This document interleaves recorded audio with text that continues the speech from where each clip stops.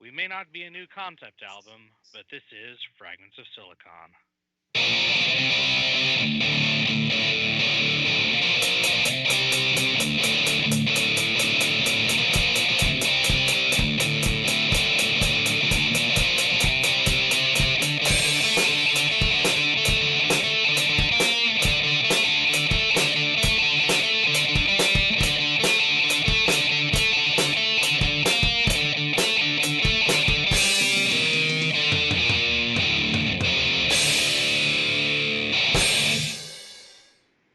All right, welcome to another installment of Fragments of Silicon. I'm your host, Adam. Joining me, as always, is the regular crew. Let's get to the news. Let's see, Gulix, let's start with you since you weren't exactly here last week when we did the news. Yeah, sorry about that. Last week my sister was visiting and we had a family game night that ran way late. So I was not available at the beginning. That said, not much exciting has happened for me, and even since last week, really. I guess there's been some interesting new video game reveals that I'm looking forward to, but nothing that's actually really out yet. Several of my friends are actually currently listening to the new Neil Cicierega album that just dropped today, or this, like literally half an hour ago, I think. So I'll be trying to listen to that later, I guess. It's a little bit hard for me to get into sometimes, but I'd like to at least listen to it. Not that much else, I don't think, really. All right, Twilight. All right. So as of Monday, school has started back around here, and that's left me a little bit nervous Oh about boy. what that could mean. I can't Yeah. imagine why you'd be nervous. Yeah. So far, there's been no reports, but I have to wait and see how this whole thing pans out. Yeah. Hopefully, Meanwhile, my old high school, just closed down because they had 20 cases in 1 week. hmm yeah. Humans are stupid. But anyway, yeah. Otherwise, there's been not a whole lot going on around here. It's just been jumping between warm and cold here, and I think I don't have to worry about my grass being cut anymore for the rest of the year. Hopefully. Let's see here now. I've been decorating for Halloween just for the fun of it, as usual, and uh, not really much else. Work is going well. Gaming wise, been playing the game for this week, and that's about it. Okay. Oh, Petty Fan, it's your turn. Oh man. So yeah, not a lot happening here. Mom's still driving me insane because of her.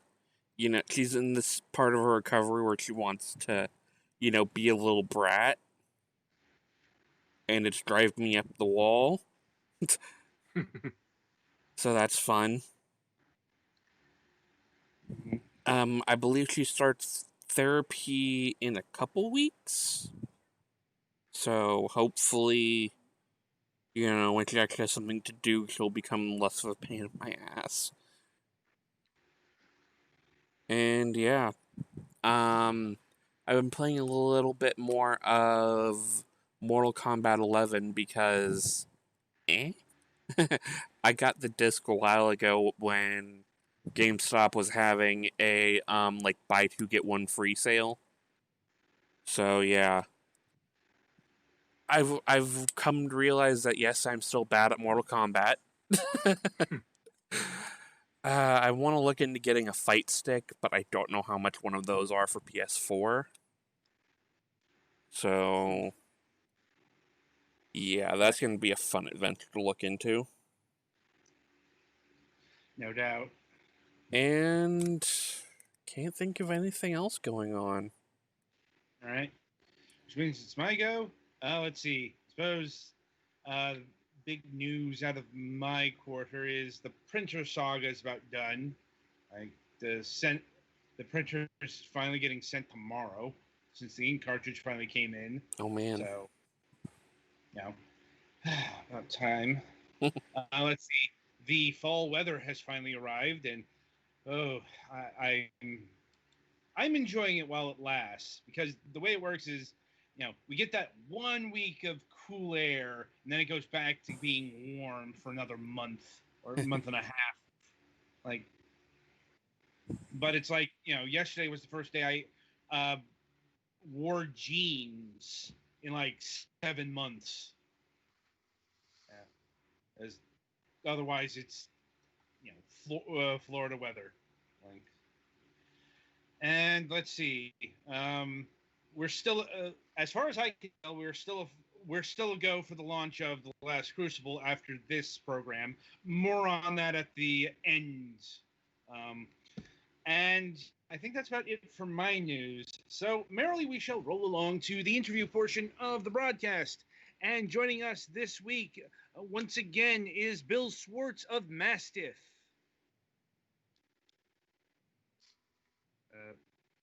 Bill? Is that my grand entrance? Yes. All right, I'm Bill Swartz of Mastiff, often imitated, never copied, except no substitutions. Sounds good. Right, let's see. So this time around, we're talking about Fight Crab. So I suppose we should start with, what is Fight Crab exactly? All right. So to put it in its most important context, Fight Crab is essentially an esoteric study shot through a physics and kinetics lenses of fisticuffs when engaged upon by two crustaceans. That's certainly a description. And also a better one might be crabs with the occasional lobster, knocking the absolute stuffings out of each other with weapons and then riding around on cool stuff in multiplayer.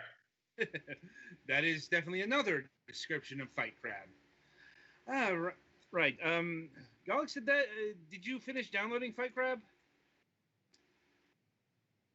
Yes, I'm in the first stage of single player. Okay, fair enough. Anyway, but getting back to the game itself. So your involvement with Fight Crab here actually extends to a specific version, the Nintendo Switch version. I suppose my question in that direction is, how did you stumble across Fight Crab, and was it you who brought Fight Crab to the Nintendo Switch, or was it the original developer? Okay, so I'm working backwards. That was the original developer. That was the developer, a guy named Masafumi Onuki, who's just an amazing guy. So unusually for us, because typically the stuff we bring over, we port ourselves, we had very little development involvement in that game. Did a few little things at the very end, but it's basically entirely the Mr. Onuki show. As to how we stumbled over it, this is one of those weird things. He's part of the Japanese development community. It's something we've tried to get engaged in. He knew some of the stuff we've done on other titles. And somehow, before we knew it, we were like, yeah, we would publish that. That sounds really good. And he's like, great, deal. And we were off to the races.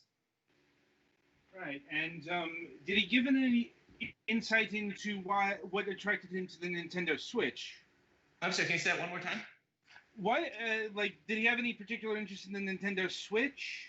Yeah, absolutely. The Switch was actually what drove this entire project. And it's much more that it was on the Switch and then it ended up on Steam than vice versa. So Fight Crab is really about two insights. And I should take a step back and say Mr. Onuki was originally a Sega programmer. So he really kind of lived very deeply in the world of fighting games. And there were two sort of driving forces. One was an observation, and I know this sounds silly, but it's really true, which is screens are rectangles, meaning that they're a lot longer than they are tall. And humans are kind of rectangles, but they're rotated 90 degrees to screens. They're taller than they are wide, which means that, in a traditional fighting game, the dynamics of the screen work against you, because if you have people looking natural, and you can, have little super deformed type characters, but even if people looking natural, they're going to be taking up most of the height of the screen, which means you can't do a lot above the person. Which is why, by the way, all these hardcore fighting games, you knock the guy off the stage or you punch him up in the air, and typically the camera has to pull way back and pan, or you slide to another stage or something. It's really hard to do it in a smooth, kind of natural way. And so his first sort of guidance, he goes, okay, great, I will make a fighting game where I can have a camera that doesn't have to move a ton, and where I can use the space above the characters. So that was thought one. And then the answer to that was tanks. But wait, tanks, fighting games, no. It's like, okay, great. What can you be that is functionally kind of a tank? It's built like a tank, but it fights. And that was easy. That's a crab. Look at it. It's low to the ground, but it's big, it's tough, it moves realistically. Sort of the perfect way to have a story built around a Street Fighter type character who happens only to be sort of 3 feet tall and not look weird. So the second thing that kind of drove the decisions behind Fight Crab were the fact that, although it's, kind of a hobby, it's not a serious professional thing. But, Mr. Onuki did karate for a long time, loved karate. And that kind of influenced his thoughts about fighting games, which is to say, he was very much aware that in karate, obviously, you move your arms. It's a very physical thing. You put your hand out and you punch the guy. Whereas to him, you then go home and you pick up the controller, and it's just like inputting commands into a computer. You lose all that physicality. So the next thing he wanted to do was something with the Switch, where you could keep that physicality, those wide range of movements. And that again led to the crowd, because, hands flail around, but crab pincers open and close and flail around, and then the crabs move. So it was a way of getting the screen layout he wanted, and an excuse to be able to use the Joy-Cons in a very physical, wide range of motion way. And that's really the genesis of Fight Crab. That's certainly an interesting genesis, if nothing else, because, yeah, it's not every day you get a fighting game with not just like crabs, but this is for all of its over the topness, it skews more realistic. It's a rag. Honestly, if I was going to pigeonhole it, I'd call it a ragdoll physics-based multiplayer brawler. That's really kind of what it is. And what's the distinction? First off, you've got more than one character. Ragdoll physics, though, is a big thing. And that's what makes it realistic, which is what I think you're talking about. When you hit the character, it falls appropriately, it moves appropriately. When you use a weapon, the weapon will have an appropriate effect. That's what lends realism to the game, which both makes it a fun game and also makes the parts of the game that are just absurd, like the crab riding the seal character. If you get the seal, you can ride the seal, with a sword in one hand and a nunchuck in the other. It's entirely absurd, but also within that absurdness, it works just fine. It works as an engaging fighting game. It's definitely a bizarre paradox, nothing else. I like to think of it as two great tastes that taste great together. I suppose that works as well. Let me see here. Was there any concern that people might not get this game, given that it's very unconventional in terms of a lot of things? Honestly, no. That I don't think that really crossed our minds. It is unconventional, but we kind of figured out. We kind of thought that to see it, to play it, is to get it. And and you look at the reviews, I think pretty much everyone has understood it. The bigger challenge with the game was, in our mind, was communicating that it wasn't just a meme game. It wasn't, oh yeah, we're going to make a game with crabs and that's cute, so we're not going to do anything beyond it. That was much more the challenge, and I kind of feel like we succeeded.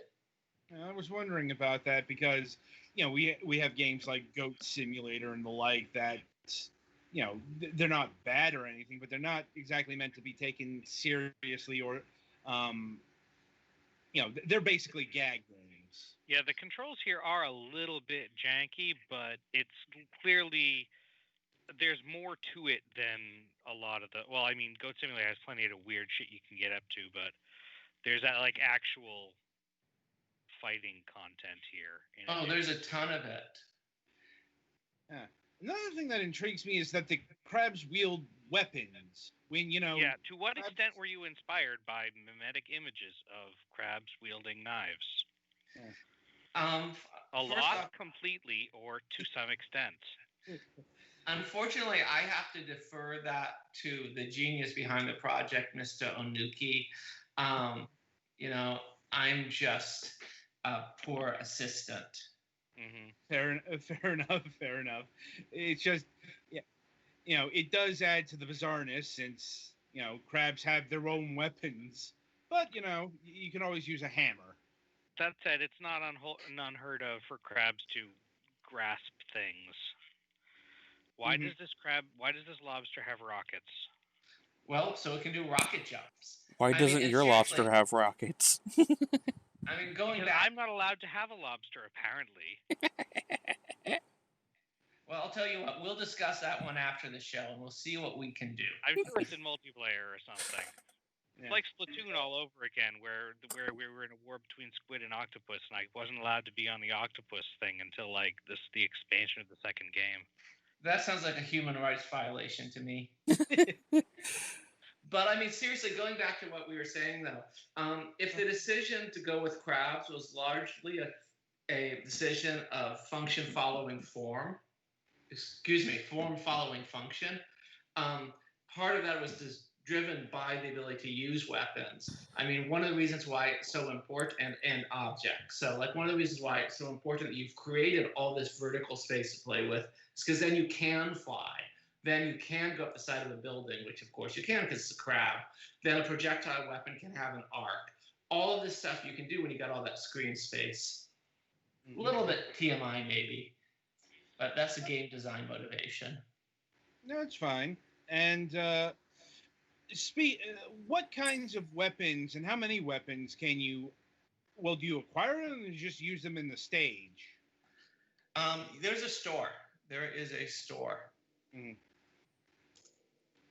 I have been able to pick up some of the weapons that enemies have dropped, though. Yep. Also, there are trees that you can pick up and use. And do the weapons have different properties? Does a spear act like a spear? Does it do more damage than, say, a hammer? Or, how is all that determined? So the answer is yes, they very much do. So first off, some weapons are more easily thrown than others. Some do different amounts of damage. I mean, there's a ton of them, first of all. I think it's a total of 48. Some do more damage than others. Some will boomerang back. Like if you throw the shield, that boomerangs back. Yeah, I mean, each weapon has its own life. And I should add, by the way, that on top of the weapons, you also have special skills, almost all of which are Japanese crab puns. Kanehimaha, for example, which is for Dragon Ball fans, you'll recognize what that is, but it's merged with crab, the crab copter. Kamehameha has turtle in it, so it's replacing the turtle with crab. Exactly. It's exactly right. So the kami has become kani. And this whole thing is just a mess of crab puns. They never, ever stop. But anyway, yes, no, each weapon is very different. Like the throwing shield is a classic thing. If you manage to hit the guy, the crab, with the edge of the shield, you do a lot of damage. If they deflect it, it'll fall to the side. And if they don't deflect it, but you don't hit it, it'll come back to you and you get another shot. So yeah, just so every weapon has its own properties and its own way of using. And it's one of the things that make it a sort of strategic easy to play, hard to master game. And I'll say this, by the way, the controls also are part of that. Because it's kind of a unique game in a unique setting, there is definitely a little bit of a learning curve, but they work really well with it. And once you get used to them, they're great. Well, that's good to know.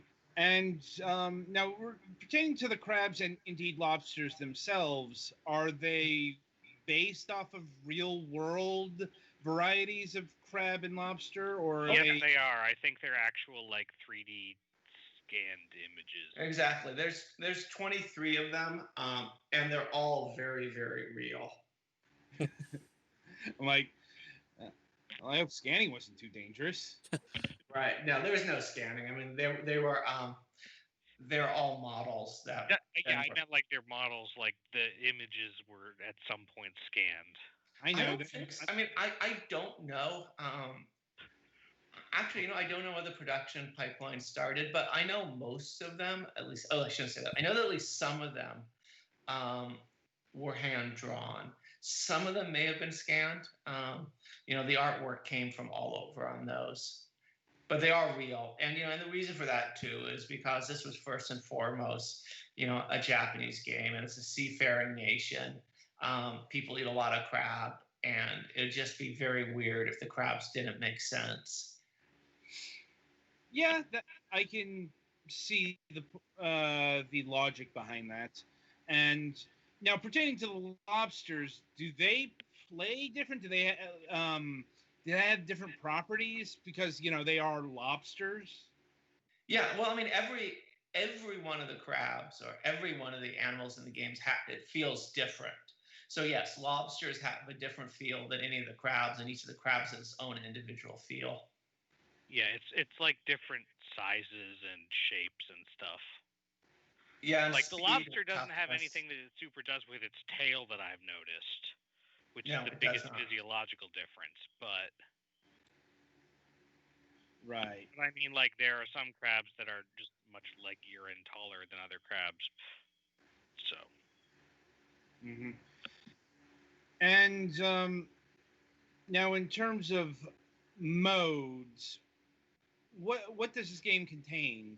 So you've got 1 versus 1, 2 versus 2, and then then you've got co-op, and all of that can be done online or offline.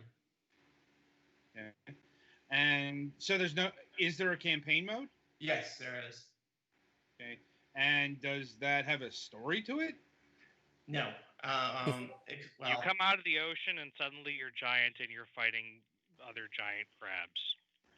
Pretty much. I mean, it's 7 chapters. Yeah. And each chapter has 6 to whatever stages. I'm sorry, say that again? Each of the chapters has several individual fights in it. Yeah, exactly. So there's, so if you want to get really technical, it's 7 tutorial stages. And then the campaign mode is 34 stages over 7 chapters. So, I mean, it's a lot of content, and it's pretty variable. So you can play this for quite a while. I mean, you can put 10 hours into it, and it's like, wow, okay, I'm kind of getting used to it. I've kind of seen a lot of it. It's a big game. About how long would it take the average player to complete the campaign mode? God, there's such a wide variety. There's such a wide variation of fighting skills.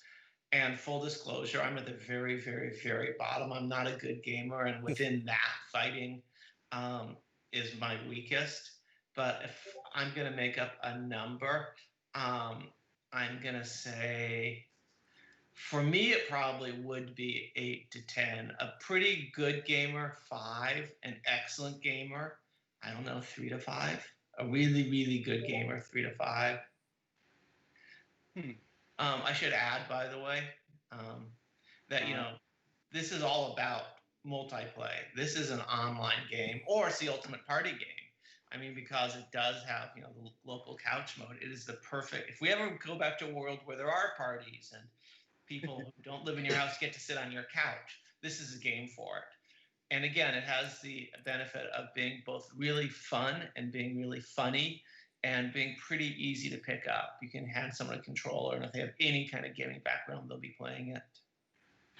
Yeah, I can definitely see where that falls in line. Given the nature, yeah, like I said, for all of its realism, it is very over the top in terms of its presentation, and that kind of aesthetic goes over well with parties. Yeah, exactly. Like, now I think you mentioned it's up to 4 players. Two versus 2, yeah. So no 4 on like a 4 on brawl, like 1 crab versus 3 and such. No, it would be it's 1 versus 1 or 2 versus 2. Okay. Now that said, actually, you know what? If you really want to get technical, there are helper characters, and a non-player character crab will appear and help you out sometimes. So you could be in a situation, I guess, where it was really 2 versus 1. But fundamentally, as a multiplayer game, it's 1 versus 1, or a co-op game, it's 1 versus 1 or 2 versus 2. Mm-hmm. Makes sense. And now getting back to the controls, I know this is a sticking point with some people. Has been ever since the days of the Nintendo Wii and what have you. Wii Sports. Yes. Anyway, do you have to use the Joy-Cons as motion controls, or No, you don't. Yeah, I'm currently playing with the 2 Joy-Cons in a dual grip, and it works fine, although I feel like with the motion controls, I'd have much more fine control over where my claws are. Like, that is probably the point I'm imagining. Like, which, granted, isn't every day you get to say about motion controls. It's actually a little bit similar to ARMS that way, where there are trade-offs to doing one way or the other. Right. Yeah, that's absolutely true. One thing I'll say, by the way, just another sort of development note, is pretty much every single Wii game out there, because the accelerometers in the Wii just weren't that precise, did a lot of guessing. It's a lot of heuristics. It's like you move the controller and then the game just makes up some cool stuff you might have done. And that's not the case here. It's a pretty good track of your range of motion, then it will pretty accurately mirror with the character what you've done with the Joy-Con. Right. I mean, that was a problem that was fixed with the Wii Motion Plus. The problem was the Wii Motion Plus wasn't the default, so there wasn't a lot of games that are actually built around the Wii Motion Plus. Yeah, the Motion Plus accelerometer was good, and some of the other games improvised heavily by using the IR tracking. But yeah, you're correct that there were a lot of games that just kind of had not super precise motion grab stuff. Yeah, including like most of the really big ones. Yep. Oh yeah, for like Mario Galaxy and Twilight Princess and stuff, for a lot of them you mostly could replace waggle with jump with a button press. Yeah. In some cases that was literally the case, like Twilight Princess. But yeah, still, it's good that motion controls, even though they're not the hot thing anymore, that they have actually progressed, because it's not just like the Nintendo Switch. Like, I could imagine a Fight Crab VR, and it would be like this. Just, maybe more first person, you just see the crab claws. But, it would work the same way, because VR uses the kind of motion controls that, were pioneered on the Wii. I'm not saying that's going to be a thing or anything. I'm just saying this game could work in VR. Like, I think that's fair. I think it'd be a lot of fun. Yeah. Anyway, so how long did it take to bring Fight Crab to the Nintendo Switch? Okay, so again, I need to stress that I am simply a peon here helping Mr. Onuki realize his dream. That said, the whole development cycle was about 2 years, I think, maybe a little longer. two and a half years. He actually had a game he made previously before it, which was somewhat similar, and where a lot of the ideas sort of, first came into being but weren't fleshed out. But yeah, for this, it was a little more than 2 years, which, considering that he was pretty much, aside from just a few small tasks that got subbed out, a one-man band.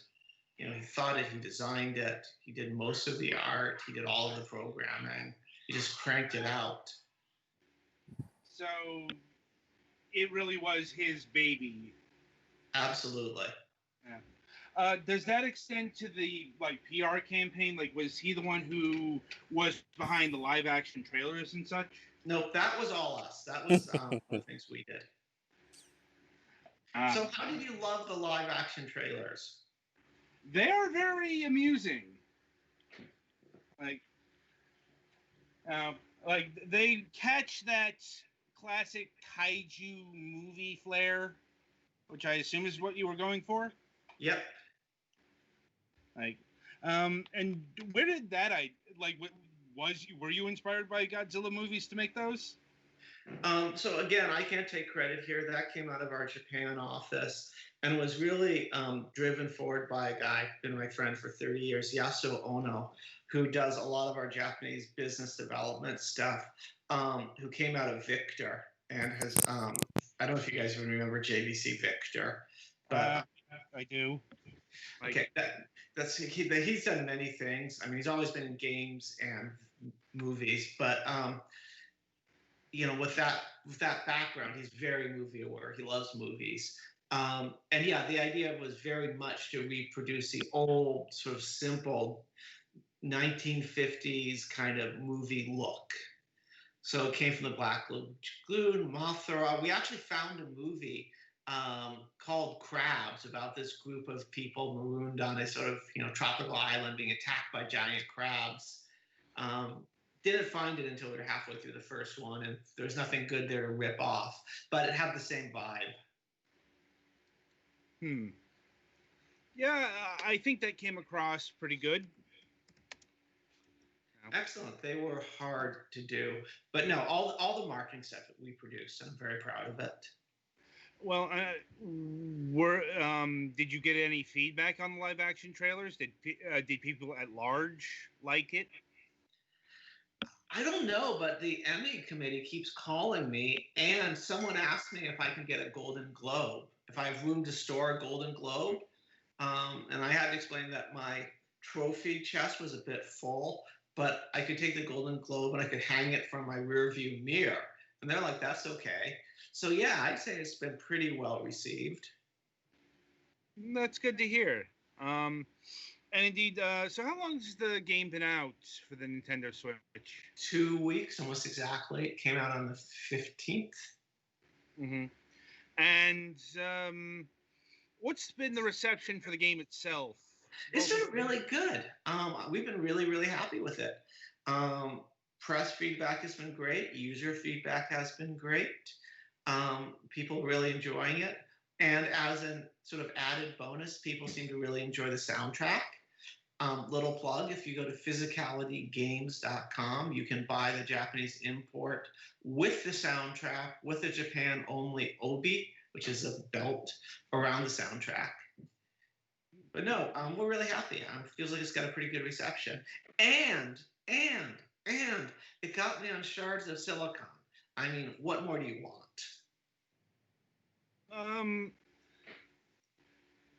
I could not hazard a guess. Anyway, so I'm not sure how much you can talk about this, especially since it's only been 2 weeks, but how has the game been faring commercially? Pretty well. I mean, I'd say we're reasonably happy with it. I mean, is this going to unseat Mario? No. Is it worth doing? Was it worth doing? Am I glad we did it, and we look forward to do it again? Yes. Mm-hmm. This is good. I suppose on that note, once again, I don't know if there's an actual answer here, but I do have to ask it. Sure. any plans to bring Fight Crab to the PlayStation 4 or the Xbox One, or indeed their next-gen equivalents? I am not aware of the answer to that question, and if I were aware of it, I could not discuss it. That is about what I expected. So, yes. For those playing at home, currently the only ways to play Fight Crab are the Nintendo Switch and or the PC via Steam. Correct. Right, and I suppose my final question here tonight is, what else are you working on, if you can disclose anything at this point in time? I'm really sorry, but we have a handful of, I think, pretty good projects in the hopper. I'm afraid there's nothing I can share with you tonight. That is understandable. Unfortunate, but understandable. No. But I'll tell you what, when I'm ready to share, if you'll have me, I'd love to come back. Oh, of course, of course. When we learn of, when they're ready to be talked about, we'll have you back on the program. Great. But in the interceding time, I'll see if my colleagues here have any more Fight Crab questions for you. I think I'm good. I think I've asked most of mine that have come up. Okay. I'm good. Hopefully, I'll have some time to play with a friend or something. Okay. All right. So the game is Fight Crab. It's available on Steam and the Nintendo Switch. It's retailing for $20, if I'm remembering correctly. Yep, $19.95. Mm-hmm. I'll note that the Steam version does have a DX edition where you can get the Fight Crab soundtrack along with it. That's $26.98, if you so wish. And be sure to pick up, Fight Crab for your system of choice today. Petty, play us to the next segment.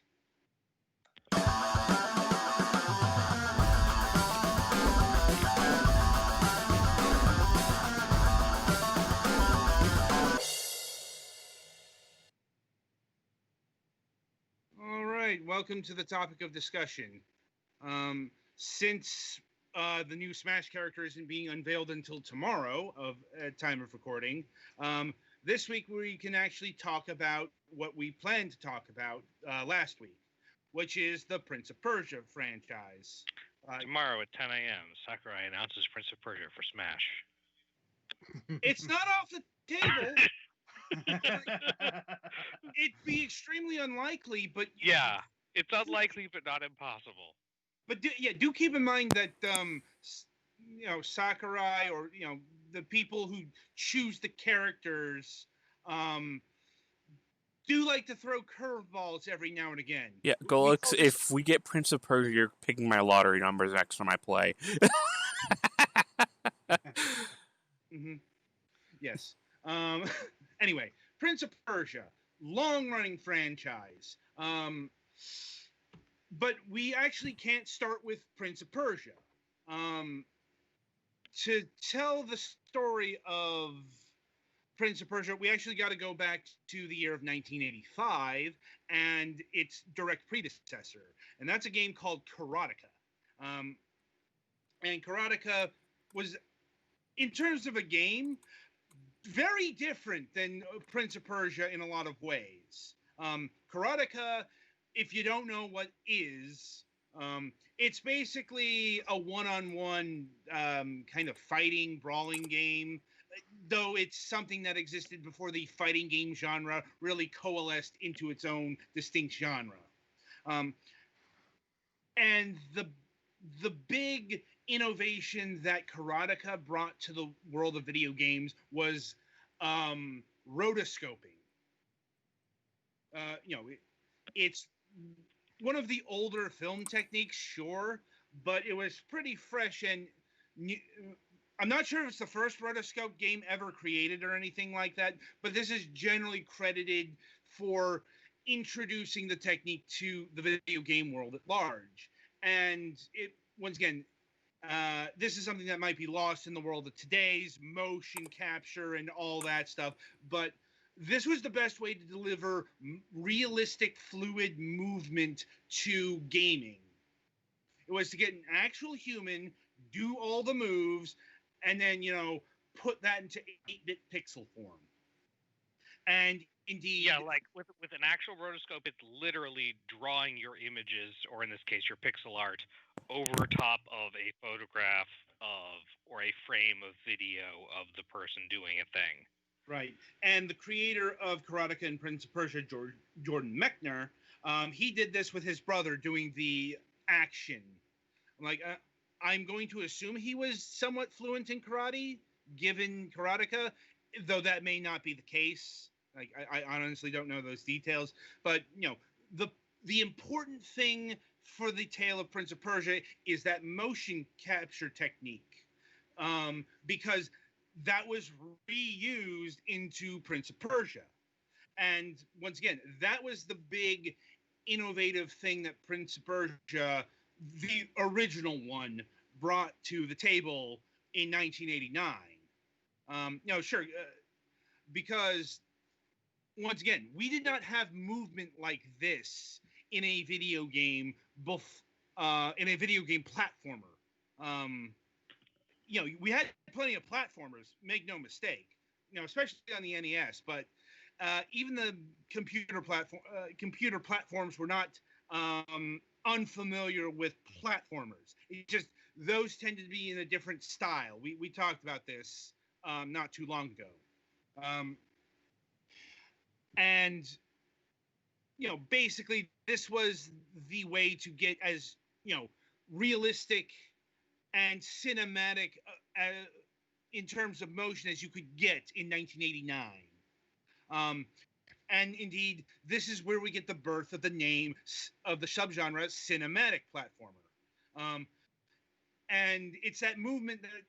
Where the animation has a lot of frames and is kind of realistic, and you're making things make the action look fancier. Yeah. And the trade-off there is also the movement tends to be a lot ganglier and imprecise, and, you get realism, but, sometimes realism sucks. For example, Prince of Persia, that has velocity in it. You don't stop on a dime. You will move a bit more, and you have to plan for that. It's also... running has its disadvantages. If you want to get past spike traps, you have to walk carefully through them. Maybe not the most realistic. Put on enough pressure. Yes, dealing with pressure plates or making sure a tile doesn't break. And another thing, and what might be considered a cardinal sin in terms of 2D platformers. There are schools of thought about this, believe it or not, but you got fall damage here. You fall from a big enough distance, you're either going to get damaged or you're going to die. Like in real life. Yes. Once again, this is pretty unprecedented realism in terms of 1989 platforming or 1989 games in general. Like, you're not going to find physics like this. You're not going to find movement like this from the NES. And yeah, that was the freshness here, so to speak. This did not move. This did not play, and it worked pretty well with keyboards at the time. It's definitely a platformer that doesn't require as much precision as, say, a Mario or a Mega Man game. Mm-hmm. So, and this also extends to the combat. You will have swords and fighting, and it's not just, typical video game attacking. You've got to do things like block and parry, and, once again, it's kind of rudimentary, but as you go along, but still, for the context is key for this. For 1989, these are combat tactics that are, a lot different. Keep in mind the competition here is something along the lines of jump on the enemy head, hold sword out in front of you and do contact damage, or like hammer attack button. Yeah, and that's another thing. You actually have to draw your sword. Mm-hmm. And like I said, there's a lot going on in Prince of Persia that was pretty groundbreaking for its time. I suppose the downside is it's a pretty short game, the original one, because it's short by design. You only have 1 hour, one real-time hour to complete the game, or else you lose. That being said, obviously you can complete the game within an hour, though you're probably not going to be able to do that your first couple go-arounds. You can complete the game in an hour once you've spent several hours to get good at it. Yeah. Mm-hmm. I mean, it's quite, I suppose using the term Nintendo hard is is applicable, even though it's not, an NES game or anything like that. But, it's pretty hard.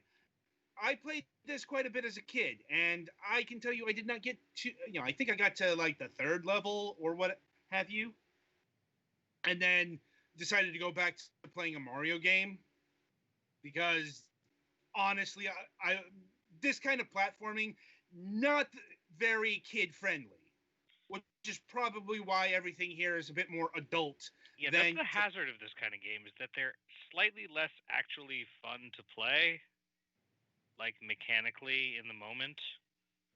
Like, it's good when you're practicing to get good at them and you know what you're doing, but like when it comes to something to just sit down and spend time on, they're slightly less appealing for that.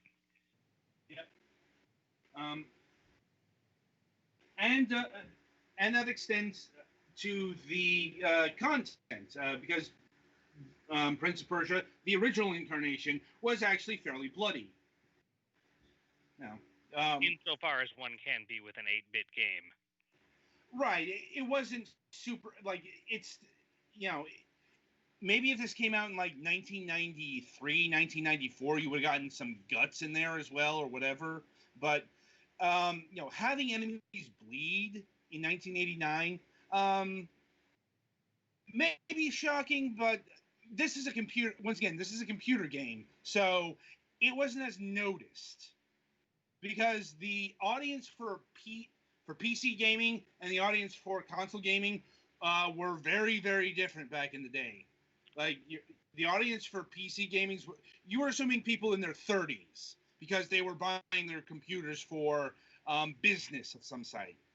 Mm-hmm. And also, the games themselves were not cheap either a lot of the time. No. Point is, you were probably not buying a $2,000 machine for games.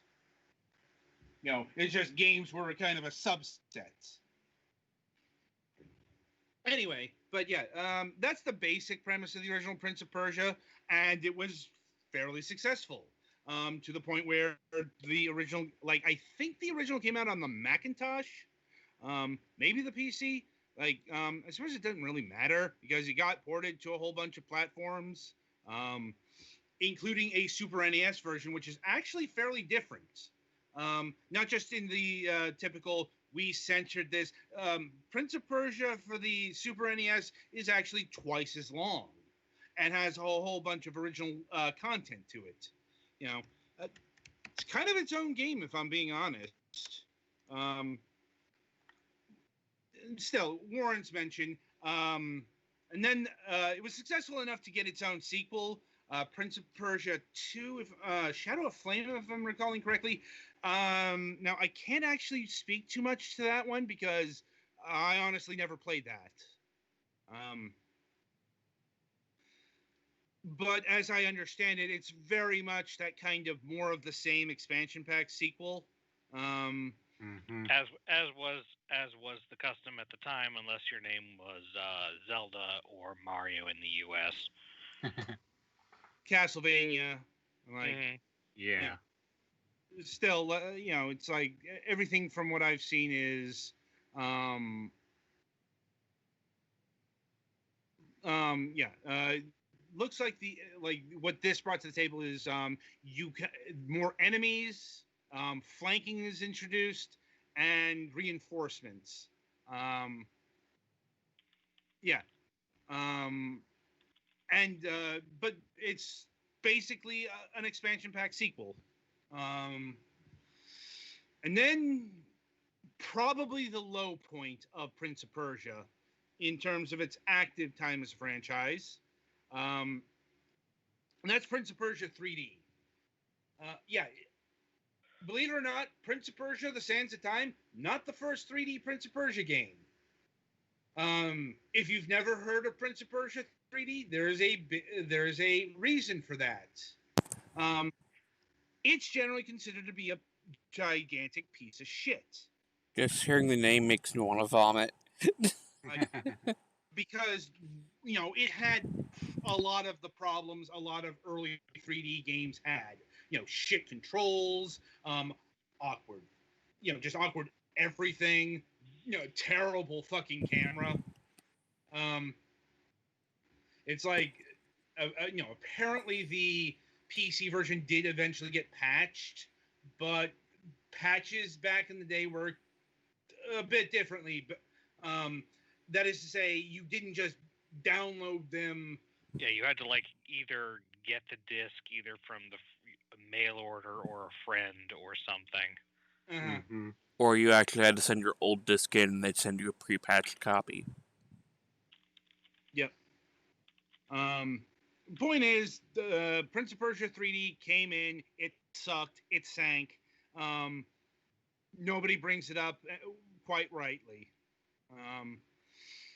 And then the publisher of the Prince of Persia franchise, Broderbund, Red Orb, what have you, through a series of mergers and acquisitions, the franchise ended up in the hands of Ubisoft, who in 2003 rebooted the franchise with The Sands of Time.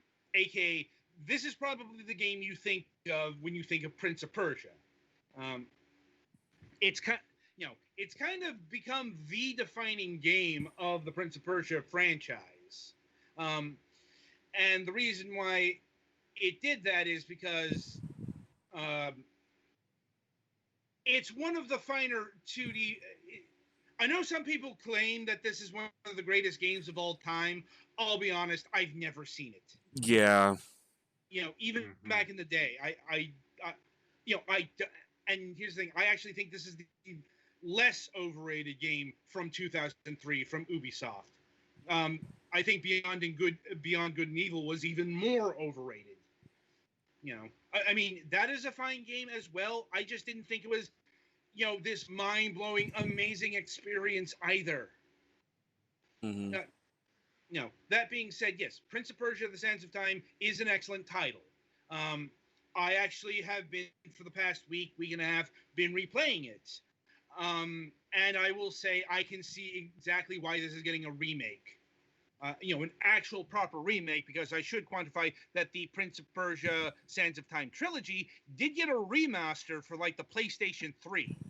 And only the PlayStation 3, or maybe the Xbox 360 as well. Only those consoles got that. The PC never got the remake, the remastering of that. I don't know why, but it didn't get that.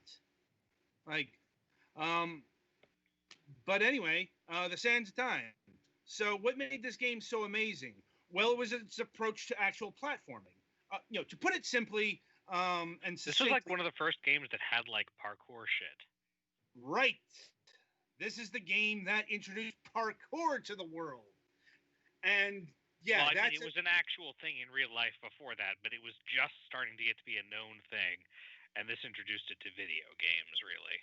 Yes, and parkour is pretty important to not just video games, but Ubisoft in particular. In fact, I'll say it right now, a lot of stuff that was further defined in Assassin's Creed started here in Prince of Persia: The Sands of Time. In fact, the first Assassin's Creed game started life as a Prince of Persia title. you know, except they decided to make that its own original thing because Prince of Persia isn't a franchise that Ubisoft actually owns. They actually have it licensed out from Jordan Mechner, even to this day. With Assassin's Creed, Ubisoft owns that lock, stock, and barrel. But yeah, it's like the approach to platforming here was, instead of your typical video game jumps and double jumps and the kind of jumping that exists in both 2D and 3D platforming, this is once again filling into the ethos of Prince of Persia. This is a more realistic kind of jumping. More realistic is a relative term because you're probably not really pulling off parkour like you see in the Sands of Time games. Not without a lot of freaking practice. Yeah. And or a few trips to the hospital. Yeah. I'm like, but my point is, this is this is a thing that exists in real life. It's exaggerated, sure, but it's you won't ever get Mario jumps in real life, not unless the physics of the universe change. That's the difference. It's this. It's not just parkour. The jumping in general is a lot more acrobatic. A lot of jumping from object to object. Now, in actual terms, this is the great innovator, but it's also pretty primitive in terms of its mechanics. That's just the way it goes with these things. Like playing the original Sands of Time now, it's gonna feel creaky. Not just in terms of its parkour elements, its actual platforming. Like there are things that I can't do in this game, like jumping from the side to things that I can do in other PlayStation 2 era games, like Tomb Raider Legend. But to be fair to Tomb Raider Legend, that is a 2006. Like, the PlayStation 2 era Lara Croft games owe a lot to the Prince of Persia games. This is also one of the games that popularized. I mean, it didn't initialize it, but it also, it certainly used the thing where, the literal rewind ability. Yes. And yes. the convention of the when you die, it's because you're obviously, since you didn't die because you're telling the story afterwards. No, wait, yes. That's not what happened. He literally says that, and you'll hear that a lot, like because the rewind isn't unlimited. Like the rewind is an actual mechanic in the game. It's the dagger of time. Like you're using the literal sands of time to rewind time, or you're using it to like stun your enemies, or maybe slow time or speed up time. I'll be honest, I didn't really figure out how to do the slowing and speeding up time on a consistent basis. But yeah, it's like, once again, you got a lot of game mechanics here that were maybe not originated here, but certainly popularized. And it all came together, not just in terms of gameplay, but the Prince of Persia: The Sands of Time is generally considered to have the best story, the best characters, the best presentation of the Prince of Persia games in general. That's a lot more subjective. Like, I think the Two Thrones gets unfairly ignored. Though I am in the camp that thinks that The Warrior Within was heresy, and I'm glad that didn't fucking stick around. Like, no, we did not need Godsmack in the soundtrack, especially since I really, really love the Sands of Time soundtrack. It's I don't really like to quantify in terms of favorites, but it's certainly up there. Like, the point is, the Prince of Persia: The Sands of Time was the complete package. Arguably, the package that the franchise has spent the last 17 years trying to get back to. Which is kind of sad. Like, but Anyway, other things that haven't aged particularly well, camera movement. It's got a lot of, oh hey, this camera angle probably would have worked with a pre-rendered background. That was still a pretty prevalent thing in the PlayStation 2 era. Like, in fact, I saw that stuff in like Devil May Cry 4. I never liked it. I never liked being disoriented and, oh hey, my movement, it's going a different way now. I mean, it works fine for survival horror, not so much for, it's not that bad in Prince of Persia, but, when in more action-oriented titles, it's not good. It's been a pet peeve of mine. Still, Sands of Time, 2003, still a fine game for the most part. I still hate the sections that I hated back in the day. Like, I hate the end game. I get what they were going for thematically by taking away the Dagger of Time. Still, fuck that noise, because that just showed me why that existed in the first place. No, restarting because another thing is, like, the wall jumping isn't all that good. Mm-hmm. And it's like, oh god, it didn't read my button press, and I fell, and I died. I can't rewind this shit. Like, I have to start back from a checkpoint. And it turns out, yeah, that's a lot more tedious. You had a perfectly good solution. I get you took away, for storyline purposes, you should have took away the platforming sections. Always felt that way. Or at least made them easier.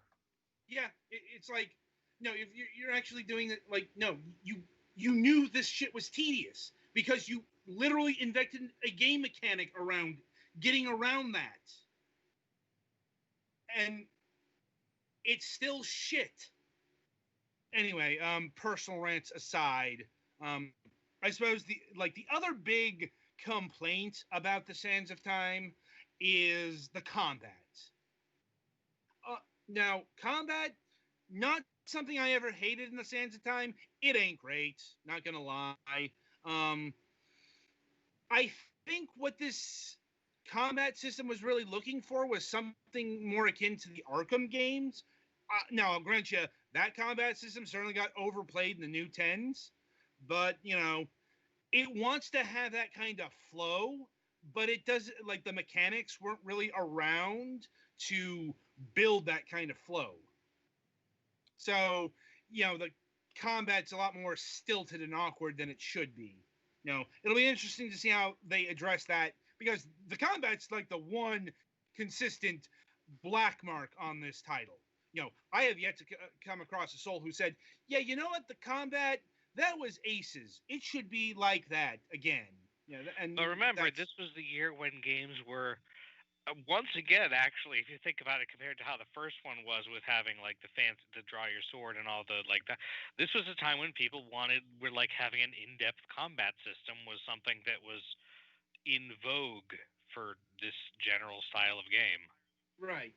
And I will say it is nice to have combat that, like, it's not Vex bad.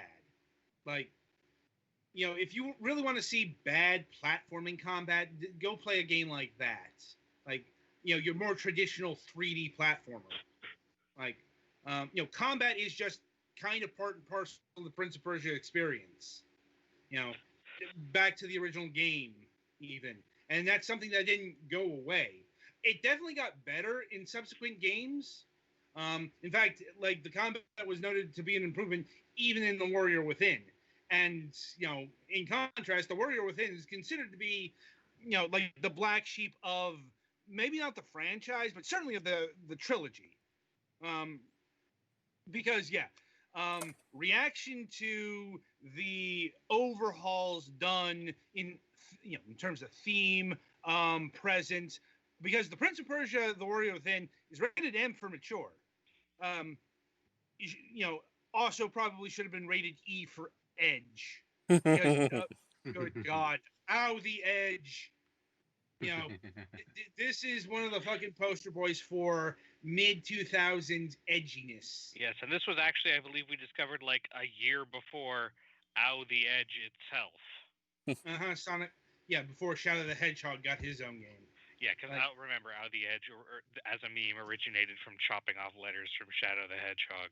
I mean, keep in mind, this is the same era that gave us Lunatics Unleashed. So, I tried to repress that, thanks. I'm just saying, this was not unusual for 2004. I suppose what is unusual is, the reaction to the Warrior Within was so anathema. But I suppose that goes in with the kind of audience that that the Prince of Persia was aimed at, because even though the Warrior Within had an M rating, this kind of edge is more for adolescent boys. The Sands of Time. Nobody understands me. I have an evil thing that's living inside of myself and trying to kill me, so I want to paint my eyes black and listen to angry music. That's basically the Warrior Within in a nutshell. I'm like, and also skimpy outfits. That was a thing in this, because the young boys love tits, so let's throw that into it. It's just a whole, it was recognized for the crass marketing that it was. And that led to the Two Thrones, which is basically a combination of the fusion of styles between Sands of Time and The Warrior Within. The Warrior Within being the Dark Prince. In terms of mechanics, it's actually more The Warrior Within, because this is something I found out just a few days ago. Apparently, they built a new engine for The Warrior Within and reused that for the Two Thrones. That's actually pretty impressive for a thing that came out a year after the. Granted, it's PlayStation 2 era. Possibly been another team. I'm like, point is, the Two Thrones completed the trilogy and put a capstone on that era, or so you would think. We are running low on time, so I'll have to be brief. But before we got back, before we return to the Sands of Time, Ubisoft decided to reboot the franchise again, because it was like Prince of Persia still did enough business for them to want to continue to the franchise. Though, this is also, Prince of Persia 2008 is coming in, just as Assassin's Creed is rising. And also, if you want to know the real reason, or I suspect the reason why Prince of Persia went dormant after The Fallen King, it's because of Assassin's Creed. That was their new toy. That was their own toy. They didn't have to pay royalties on that, and Assassin's Creed mega blew up. Like far beyond what Prince of Persia ever did. Yeah, I imagine if Assassin's Creed would have fizzled, then we'd still be getting more regular Prince of Persia games. Yeah. But yeah, Prince of Persia 2008, just called Prince of Persia. Because fuck you, that's why. Yeah, this will never stop pissing me off. This is why we call it Prince of Persia 2008, because, there's a Prince of Persia 1989. Which I guess it worked great for Sonic. Well, it hadn't worked great for Sonic the Hedgehog. No, it just had worked great for Sonic the Hedgehog at this point, right? Yeah. Yeah. So Prince of Persia 2008, that's the cell shaded one. Like, that's like the more open world one. That's the easy one.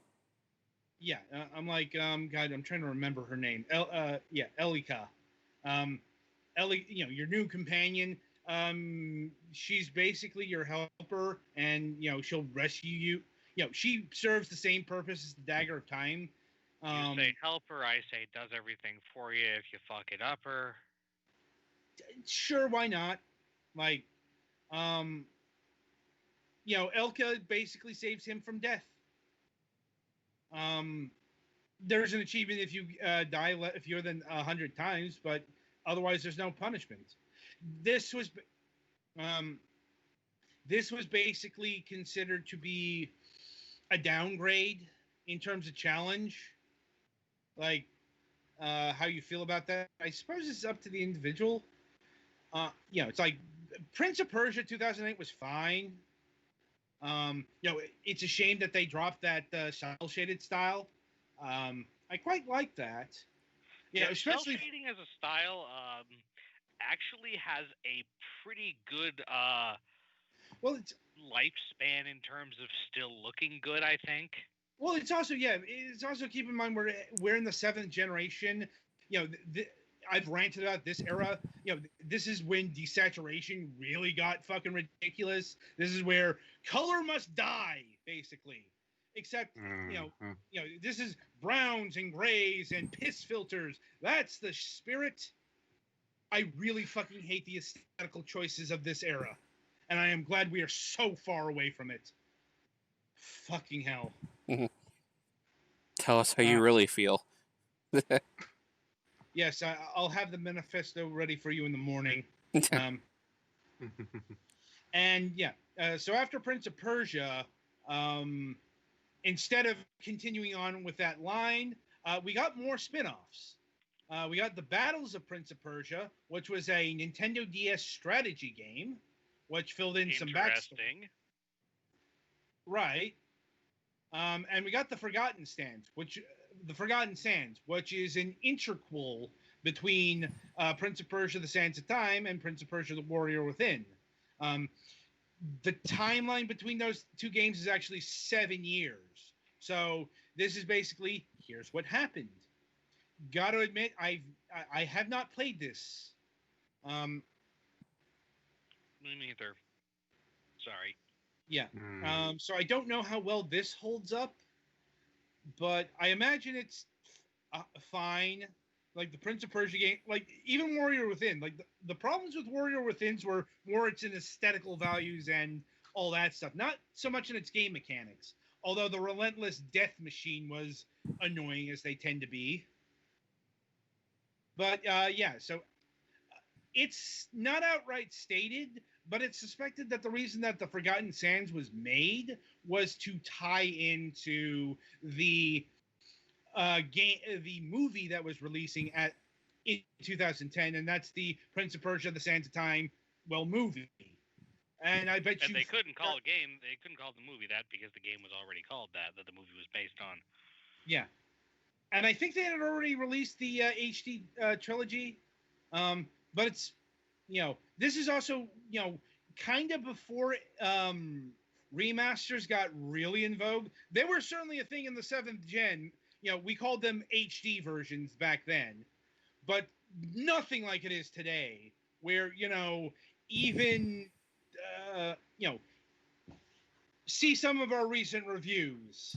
For, it's like, we're reviewing The Kingdoms of Amalur Re-Reckoning next week. Just cite one example of what's getting remade these days. That's a game that probably would not have come back in previous times. It did well, but that's probably a topic. Well, that was a game that had a completely disastrous production cycle, didn't it? Yeah, more or less. But it's like just some of the stuff that THQ Nordic's bringing back. SpongeBob SquarePants, The Battle for Bikini Bottom. A fucking licensed game getting a remake. That doesn't happen often, but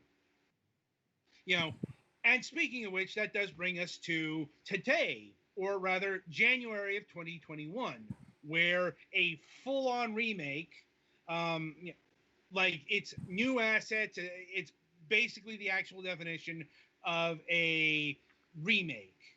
Like, in fact, that's kind of where the controversy is coming in, because when it was unveiled, people had a shitfest of how ugly it all looked. It turns out, apparently, they were using an older build, which maybe isn't the best sign in the world about this game. And it's kind of gone dark since then. And I suppose the other interesting thing about the remake is this is actually being done by, if I'm remembering correctly, Ubisoft Pusey? It's actually being handled by an Indian developer.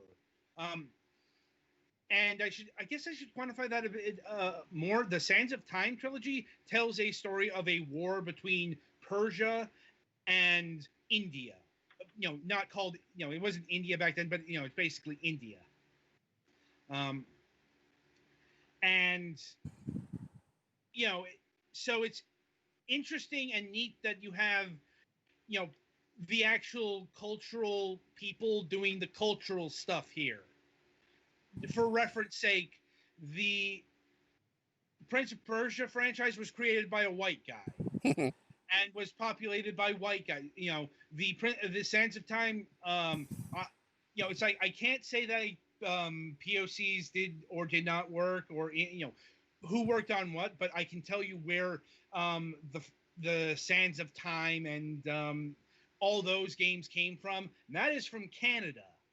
Yeah, this is definitely an exoticization rather than a anything from actual experience. Mm-hmm. Yeah, I definitely say, I would say that is the case here. So, Ubisoft, to their credit, they look, and I know Ubisoft has a culture of shit going on at the moment.